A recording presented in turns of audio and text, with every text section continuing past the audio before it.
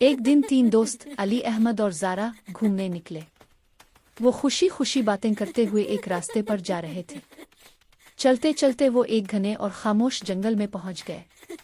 शुरू में तो जंगल बहुत खूबसूरत लग रहा था, परिंदों की आवाजें, हरी भरी घास और ठंडी हुआ। मगर जैसे जैसे वो अंदर गए, जंगल अंधेरा और खौफनाक होता गया। दरख्तों के बीच से अजीब आवाजें आने लगे।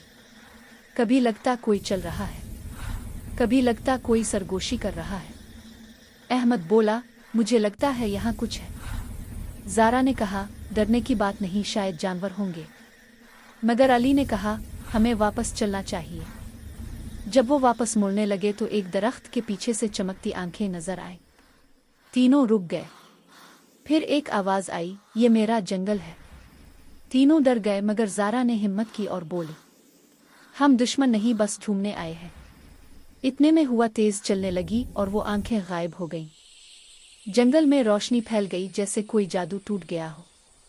तीनों दोस्त एक दूसरे को देखकर हंसने लगे।